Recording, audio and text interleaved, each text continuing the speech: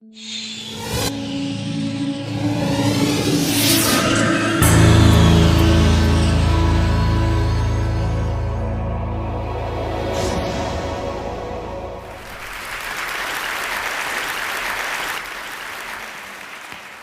was sitting with my girls, and Joy said, "Dang, I wish you'd get off my back.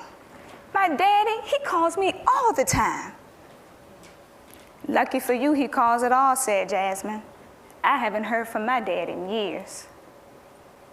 At this moment, I knew that girls needed a way to connect with their fathers. In Camp Diva, my nonprofit organization, we have these types of conversations all the time as a way to help girls of African descent prepare for their passage into womanhood. These girls just needed a way to invite their fathers into their lives on their own terms. So I asked the girls, how can we help other girls develop healthy relationships with their fathers? "Let's have a dance," one girl shouted, and all the girls quickly backed her up. They started dreaming about the decorations, invitations, the dresses they were going to wear, and what their fathers could and could not wear. It was off and running before I could even blink my eyes. But even if I could have slowed down those girls, I wouldn't have. Because one thing that I have learned from over a decade of working with girls is that they already know what they need. The wisdom lives inside of them. As long as they have infrastructure, mentorship, and resources, they could build what they need, not only to survive, but to thrive. So we had a dance. And girls and their fathers came in multitude. They were dressed to the nine. They acted sweet. They acted silly. They really enjoyed each other's company. It was a huge success. And the girls decided to make it an annual event.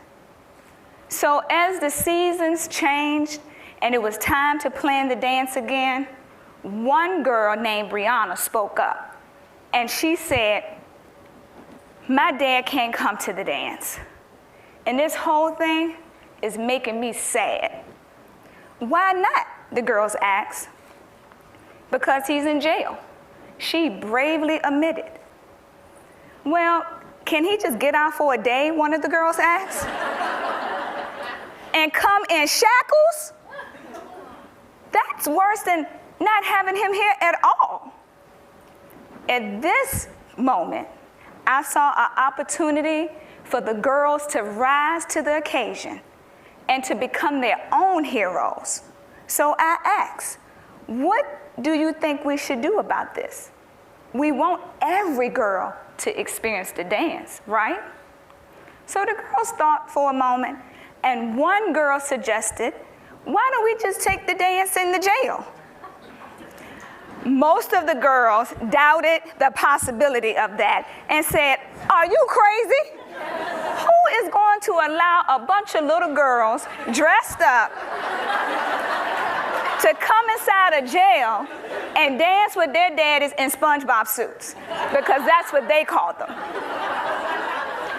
I said, "Girls, well, you never know unless you ask." So a letter was written to the Richmond City Sheriff, signed collectively by each girl. And I would have to say, he is a very special sheriff. He contacted me immediately and said, whenever there is an opportunity to bring families inside, his doors are always open. Because one thing he did know, that when fathers are connected to their children, it is less likely that they will return. So 16 inmates and 18 girls were invited. The girls were dressed in their Sunday best, and the fathers traded in their yellow and blue jumpsuits for shirt and ties. They hugged. They shared a full catered meal of chicken and fish. They laughed together. It was beautiful. The fathers and daughters even experienced the opportunity to have a physical connection, something that a lot of them didn't even have for a while. Fathers were in a space where they were able to make their daughter's plate and pull out her chair and extend his hand for a dance. Even the guards cried. But after the dance, we all realized that Dad still will be in jail. So we needed to create something that they could take with them. So we brought in flip cams, and we had them look at the flip cams and just interview each other's, their messages, their thoughts. This was going to be used as a touchstone, so when they started to miss each other and feel disconnected, they could reconnect through this image.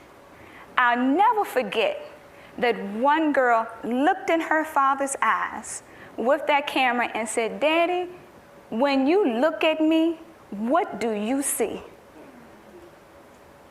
Because our daddies are our mirrors that we reflect back on when we decide about what type of man we deserve and how they see us for the rest of our lives. I know that very well because I was one of the lucky girls. I have had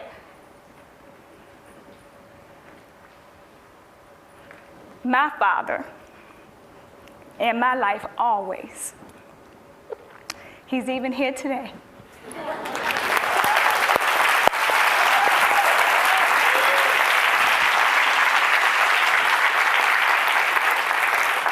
And that is why it is extremely special for me to make sure that these girls are connected to their fathers, especially those who are separated because of barbed wires and metal doors. We have just created a forum for girls who have heavy questions on their heart to be in a position to ask their fathers those questions and giving the fathers the freedom to answer. Because we know that the fathers are even leaving with this one thought: what type of woman am I preparing to put in the world? Because a father is locked in does not mean he should be locked out of his daughter's life.